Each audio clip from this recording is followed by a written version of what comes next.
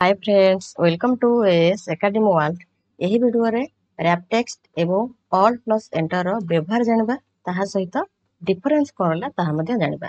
चलंतु video start करबा। Excel रे cell भितरे लाइन क्रिएट करबा को हेले हमको रैप टेक्स्ट बा ऑल प्लस एंटर को व्यवहार करबा को पड़ितै। रैप टेक्स्ट माध्यम रे सेल भितरे आमे ऑटोमेटिक वे रे लाइन क्रिएट करथौ, किंतु ऑल प्लस एंटर को व्यवहार करी हमें मैनुअल वे रे सेल भितर लाइन क्रिएट करथाउ। देखंतु एही सेल भितरे मोर एएस एकेडमी वर्ल्ड लिखिबार अछि, किंतु तीनोटी लाइन भितरे जदि मु एठी एएस लिखि करी एंटर प्रेस करनोछि देखंतु नेक्स्ट सेल को हमर क्रसर आसी जाउछि। हमर रिक्वायरमेंट से नथिला, हमर रिक्वायरमेंट कोन थिला ना गोटे सेल भितरे एएस फर्स्ट लाइन रहइबो, एकेडमी सेकंड लाइन रहइबो, वर्ल्ड थर्ड लाइन रहइबो। ताले किपरि हमें लिखिबा रैप टेक्स्ट माध्यम रे एठी एएस एकेडमी वर्ल्ड लिखि दउछि,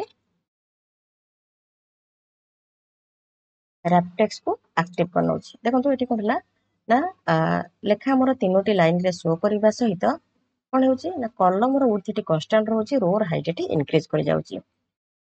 आपण जो सेल भितरे लाइन क्रिएट करिबार थबो प्रथमे रैप टेक्स्ट को एक्टिव करि लिखि परिबे ना लिखि करी रैप टेक्स्ट को एक्टिव करनेबे। एबे ऑल प्लस एंटर को व्यवहार करे लाइन क्रिएट करिबा। मु एठी एएस लिखुछि, ऑल प्लस एंटर प्रेस करूछि,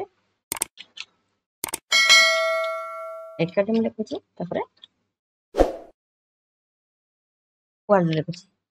तेणु एठी कोन हैला ना एठी मध्य तीनोटी लाइन रे हम लेखा शो कला। रैप टेक्स्ट माध्यम रे हमर ऑटोमेटिक वे रे लाइन क्रिएट होइते। ऑल प्लस एंटर माध्यम रे हमें मैनुअल वे रे लाइन क्रिएट करता सेल भितरे।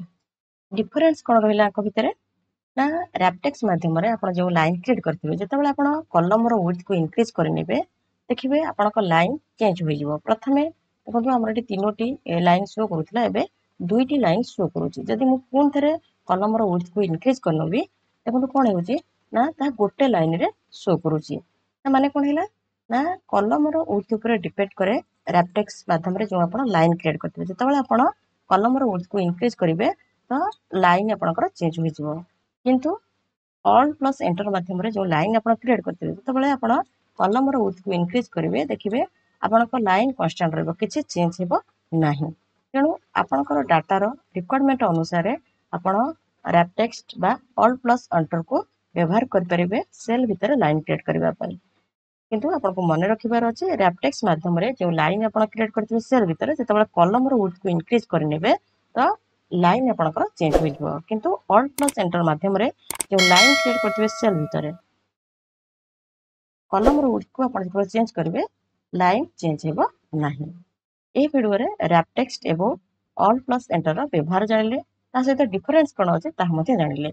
आज पे वीडियो एतिकी, धन्यवाद।